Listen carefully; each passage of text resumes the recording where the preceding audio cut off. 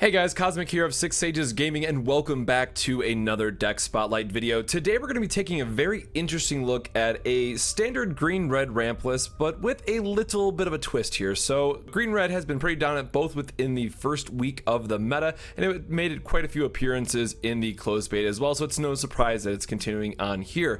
It basically plays things like Stars Align and Solomene's Favor to ramp into such powerful cards as Emissary and Time of Triumph. Now, we're trying something a little bit different because, as we've seen with both red-green and even some red-black lists, they really do struggle with swarm decks that want to go wide, so thinking things about Kana, Prelix, what have you, and you just need something to fight back a little bit more, and that's where Lich comes into play, and this is a card that I think is just going so well right now in terms of playability because of its ability Chain Frost, or signature card as I should say.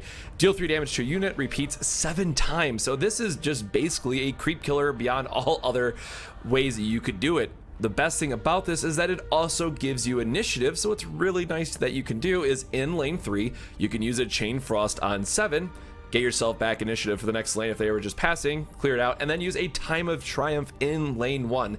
This pairs very well with the other lanes that you want to be doing, so I will often try to line up lane 3 with my Chain Frost, knowing that I want to do either Time of Triumph or maybe we're playing just Spring the Trap or something in lane 1. So typically I'm fighting over lane 1 and 3 with this deck because it's pretty easy to have initiative on both ends, which is exactly where you want to be, right? It lets you favor the third lane because your opponent's going to be advancing their game plan in lane 2. You're going to have the start initiative in lane 3, and then with either Chain Frost or just passing because you developed the lane further enough, your lane 1 is going to be clear for Time of Triumph. So let's talk about each one of the colors after getting into the heroes really quick. So Axe really doesn't need much of an introduction here. Axe is always very strong. It is the best hero overall in the game. I know a lot of people would pick Drow, but just in terms of how many red decks that we've seen and price, most importantly, Axe is certainly the crowd favorite, if you will. Berserker's Call itself is just such a strong effect, and I think that absolutely warrants the Stars Align 2 has been really good with this, so ramping up into a turn or two earlier. Berserker's Call can sometimes just clear the lane for you and win that way. Axe with the 2 armor naturally is not taking a lot of damage too often, so there are some games where, you know, of the 4 I've played, I've won all 4, where you can just get a Stars Align Berserker's Call and then it just sets the tempo up wonderfully for you the rest of the game. Our other red hero, which as you guys know is my other favorite, Legion Commander, and her dual effect, which is, yes, we only have 2 red heroes in this list, but generally how this is going to go, you're going to want to split up your red and green to be paired up with each other. So you have a red-green and a red-green split, and then the black for Lich here is going to go into whichever lane you want to Chain Frost or Steam Cannon. So again, you want to make sure that your green heroes don't get paired up in the same lane because you want to use your Stars Align or Solomene's Favor to put into another lane more effectively. So this does require a little bit of advanced play, and 3-color decks are definitely not something that is beginner friendly per se, but I've been very happy with how this list has been performing in, you know, the short amount of games that I've been playing so far. Trent Protector, not much of a surprise here. You want ramp. It has the armor effect, so you can keep your minions alive for a little bit longer. Drow, because of Gust and +1 attack everywhere, is just insane. And then Lich, as I mentioned, Chain Frost. Breaking this down by color, I'm going to start with red. We have Burning Oil, which is just a very interesting one of. So we've been seeing a lot more of Redness Pillager, which this is just a solid answer to, and also just go wide, Dimensional Portal, Barracks types of decks that, yes, this doesn't always kill them in 1 turn, maybe it's 2, but that does help you bring back the lane in your favor. For other cards, we have Stonehall Elite. As you guys know, this is just one of my favorite units to play because you put it in front of a melee creep, it gets bigger, and this can very easily just get a lot bigger for you. What's really interesting too is with Chain Frost, let's say that you played it the lane before you or it's just been staying there for a while. If it's blocked by a creep, use Chain Frost, that creep dies, Stonehall Elite is going to get bigger, so it's going to be hitting for, you know, 8 or 10 damage by that point. And that creates a very real threat for your opponent. So they're saying, okay, my tower's taking a ton of damage, or I have to waste something in my hand to now block it. So there's other ways that this Chain Frost can do wonders for you, and that's also another reason why we're playing Steam Cannon, but I can talk about that here in just a little minute. So our top end for our red is going to be Spring the Trap. If you guys watched the We Played tournament or have just seen any of the other lists, this is basically a 2 of in every red-green list that I've seen and every blue-red control list that I've seen. So I think a lot of people are coming onto this. It just helps you either slow down a different lane that you don't want to have to deal with. Putting 2 4/8s in the lane can put quite a bit of brakes on that for you, or you just put it in your own lane to get a little more damage and go wider, so that's less likely for your heroes to be blocked on the next turn for deployment. And then 3 of Time of Triumph, because yes, we need the full suite of them, and it just is single-handedly the best finisher in the game. Not a lot needs to be said about this card. Getting +4 to all your stats is insane. From there, we do have green. Stars Align. Again, we are playing a very top-end heavy deck. We have a lot of 7-cost cards, so being able to play any of these on turn 5 or on mana 5, I should say, is huge. Getting that extra few turns with steam cannons is very, very strong. Nonetheless, as I just mentioned with Berserker's Call, getting an early Chain Frost is also pretty good at just dominating a lane, making sure it's clear for you to go, and that can really set you up to get a bunch of damage on the tower that turn. Mists of Avernus, this is just, what is this? Probably the best uncommon in the game, and it's just insane. There were some stats from the closed beta, we don't have the numbers now, I'd have to look into it, where if you got a turn 1 mist, your win rate went up to like low 60% or something like that. And there's going to be some games where you just get 2 of these in your opener, right? And it feels great. You split the mist in 2 lanes that you want to win. You get that incremental advantage over time, and again, then modify so it stays. So your typical Drow and maybe Trent that are a little bit weaker on the side, and even Lich, they're starting to get that attack, right? They're getting more and more pushing damage so that they can start to actually kill some red heroes if you get enough triggers with it. So Mists of Avernus is absolutely a wonderful card to have. Something that I'm really torn that I can't fit the 3rd one in. I put in the 2nd Cheating Death because of how important it is, but Unearthed Secrets. So with this card, it allows you to put it in the lane that you're going to lose, draw some extra cards, which again, because we are playing a ramp-based deck, we're going to be very low on hand count. So having something that's going to be able to give you some more cards, Lich's activated ability will also help you draw some cards, but it's not used all that often. So you need something, right, to get cards back in your hand. Unearthed Secrets really is the best card to do that. I think it's the strongest draw effect that we have in the game. Is just all around a solid card. Gust and the other signatures, just very strong on what they do. Selmane's Favor is the other one that we had mentioned here with just being able to cross-play it. So, right, the important thing here about improvements and why this can work is that improvements, and also Spring the Traps, I guess, to be fair, Spring the Trap, you can be in lane 1 and cast this into lane 3. So you get that early hero in lane 1. So you can go to mana 5, play your Favor from lane 1 to lane 3, and then you're going to have suddenly 7 mana in that last lane, which is good, again, for a Chain Frost or Steam Cannon. So you can line this up very nicely. And yes, this card's basically a lot of these, 2-card combos, so to speak, but when you get it to work, it feels really, really good, and it's surprisingly how good Steam Cannons has been for me. And then lastly, we have Cheating Death as a 2-of here, which is really no surprise, right? Because we are playing a 3-color deck, we don't want to be cut off any of our colors, so typically being able to split our green heroes in the different lanes, play Cheating Death, it does just give us a little bit more durability or survivability ultimately in the end to make sure that we can continue to play our spells and really make cards awkward for our opponent, like Coup de Grace, which, if they discard a card and our guy comes back with 1 health, that is just all value trading for us. Yes, there is a lot of improvement removal right now, but I don't think that's ever a case to not run this. The card is just too good at what it does. And then for our last color, we have black.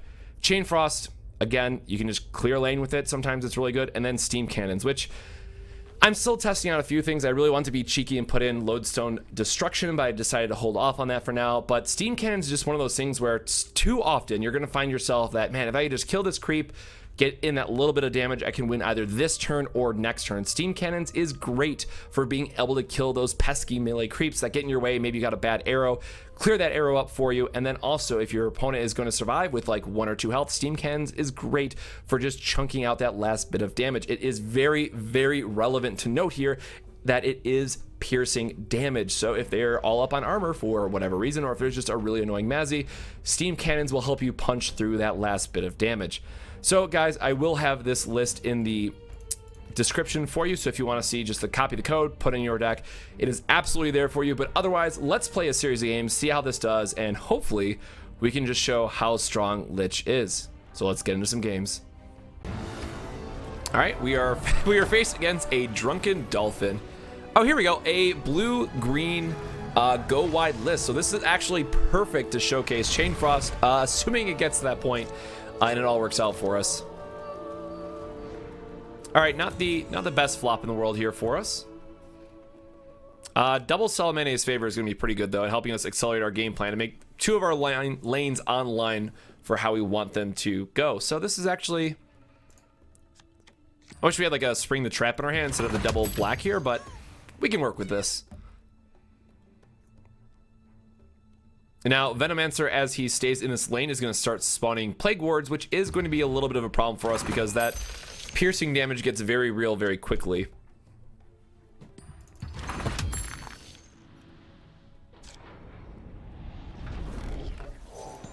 And here we're going to see where the creeps are coming in for us first. Double mid is not good, actually. All right, I think we still want a green in this lane anyways, just based on what we could hit. But I think we just have to pray for a Blink Dagger in lane 3. We're going to put this across from Ogre Magi instead.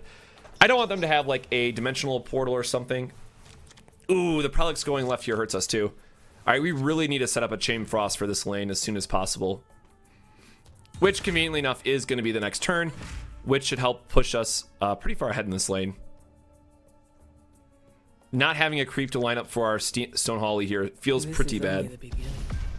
We need each other. Yep, we're just going to pass here.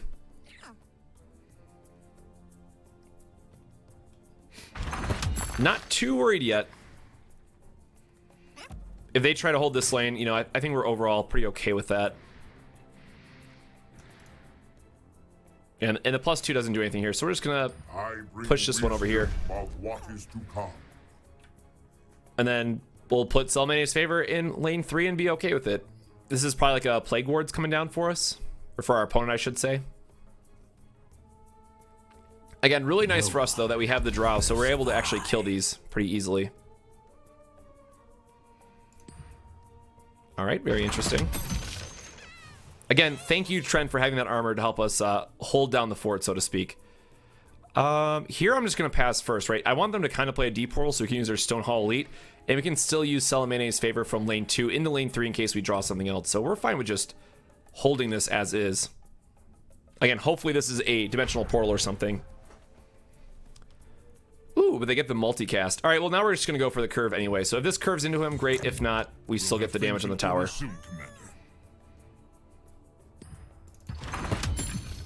We want to be a little bit more, you know, proactive with our plays. Sure, we could have held initiative in this lane, and maybe they're going to get us with a gust now, but I think we're still okay with just dropping Lich into this lane. I think this is pretty low risk on 5.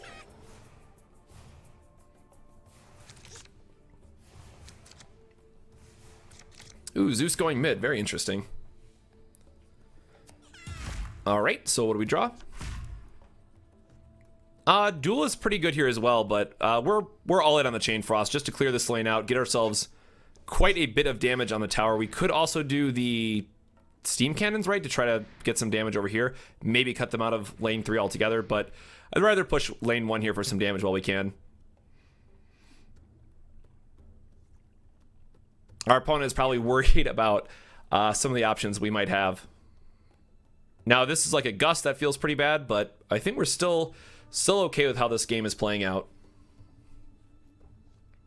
I wish there was another way. Ooh, double ignite. All right, so they're going to be trying to kill our guys here. So we want to actually start with this, try to get both these dead. And, I mean, this should be good enough for us.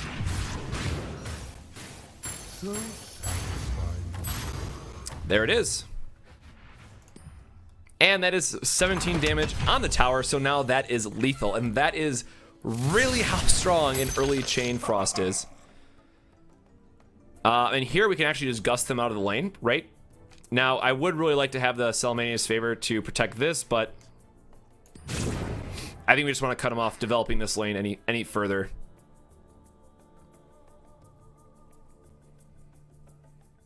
Now, unfortunately, because of the ignites, our Trent is going to die. We could use a Stonehall Cloak here, but I'd rather save our Drow if possible. Drow being in lane 3 is quite a bit more important for us. And our opponents already used 2 ignites, so it's unlikely that they have any other you know, strong damaging effects for us. They could have like a Conflag here, which would be pretty good for them, but not a lot of cards in hand. They're probably just recasting the Foresight. All right. I can use this. Ooh, and they did get the multicast, which is one of my favorite parts about that silly ogre.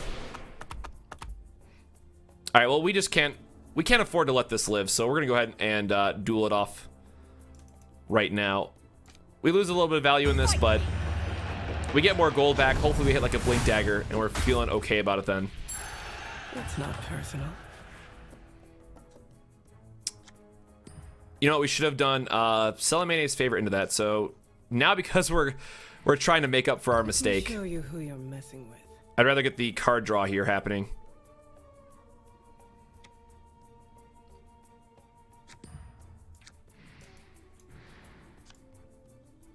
We are not going anywhere.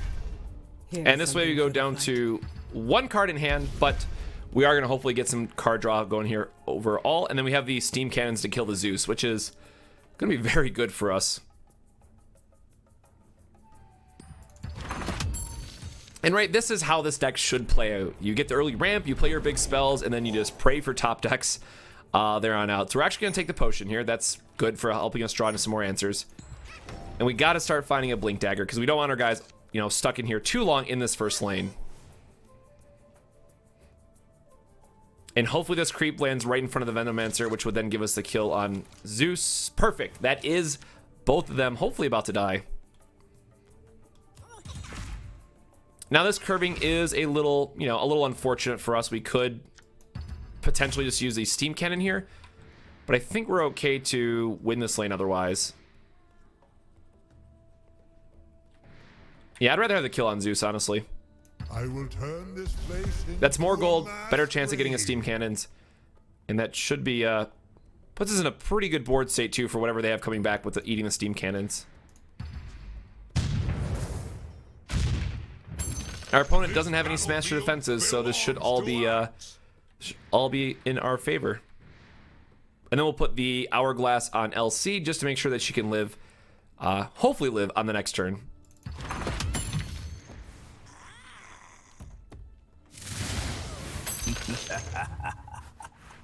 Again, goes to 1, but he's stuck in that lane. We really don't care. It's going to help us draw a card, which is the more important point here. And then we can use Spring the Trap in this lane just to give us a little bit more board presence. We do have to feel a little nervous about an Annihilation right here, but I think overall, because they are playing a go-wide deck, they're probably only running 1, maybe 2 Annihilations in total. They could have at any cost, but I think even then we're still coming out ahead. We need to top deck a Blink Dagger like there's no tomorrow. All right. There is the one that was multicasted, another Foresight. So our opponent has a pretty large hand at this point. We really would like to see a Time of Triumph just to push through damage, right? There's a very real chance that they could start going wide on us, and that wouldn't be good. So doing this is going to kill all the creeps. This guy is going to get even bigger, and starting to feel pretty good about this. I'm ready to fight. Now again, if they have an Annihilation, it is absolutely coming down this lane, so we don't want to spend too many more resources on that one. All right, we're just going to buy the Town Portal here as an insurance. Obviously, the Blink Dagger would be better because it gets you immediately into that next lane, but we have to go with what we have here. And there's also a case where we could bring Axe out of the first lane to go for, say, a Berserker's Call in lane 3 just to slow down our opponent. We'll see if we have to do that. I mean, we have 30 damage coming in that right lane, so it's very real unless they devote some resources to it. And it looks like we're going to have the duel as well. We might just be able to duel them out of lane 3, and that might be a good game. All right, we don't have initiative, so they got to have something pretty spicy here. Oh, and there's the Time of Triumph on top of it all. Pretty sure we just snipe Venomancer out of this lane no matter what. Ooh, all right, going to 1. Which means they can't recharge this one, but we do have the kill on Venomancer here, so they don't get the other Thunder God's Wrath if they have it.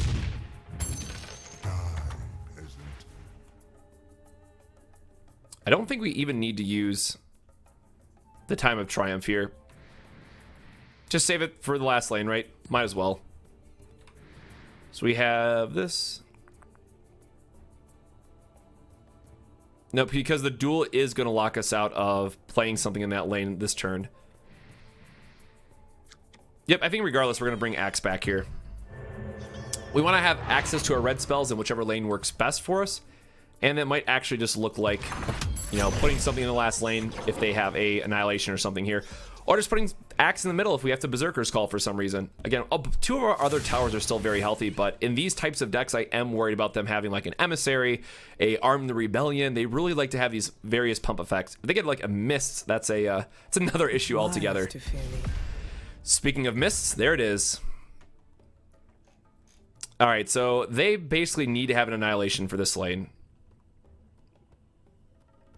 We're going to lose Legion Commander here, which feels pretty bad, but we're going to be opening up a good amount of damage on the tower. You're a zealot, Prelix. Let's see what you're made of. Right? I don't want them casting Dimensional Portal or something. I just need to shut them out of this lane. Now, a good thing for us is that we still do have a Roseleaf Druid plus Mists.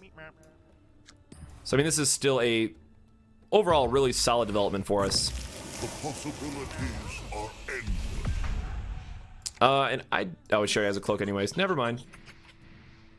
I guess Lich is gonna get it. Perfect. And then this is basically setting us up so they need to have it this turn. Ooh, and a Blink Dagger. So now if we draw the Chain Frost, I mean, we're really gonna be able to get all the value. Okay, some of those could have gone in the other lane. So we have this. We just want to slow them down in lane 2. Unfortunately, the Ignites is still going to do some work against us, and then lane 3 should be a win. So we're basically just trying to set ourselves up for some kind of play in lane 2, and then we have the Gust for lane 3, forcing our opponent to think that they have to do something. And that should be GG. And here we do have the Steam Cannons. Might as well kill the... Oh. We get a second Steam Cannon, so we can actually just kill Zeus. Before he gets to do anything. I guess that's just better, isn't it? Beg for your lives. Yep, this is good game.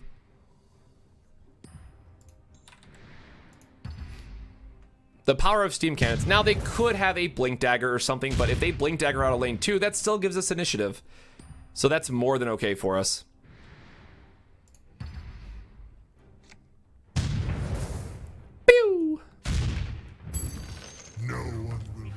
And then we're just going to Stonehall Cloak up here just to make sure Lich doesn't die. Any other shenanigans that might happen. I will unlock its potential. We're going to go ahead and draw a card here. There's no point. Ooh. All right, well, I guess that settles it. This gives us initiative no matter what. So this is... That actually worked out very well for us. So if they blink over and try to steal initiative, we can still Chain Frost. I mean, we have ourselves covered on multiple axes at this point. Going to 1 is super, super scary, though.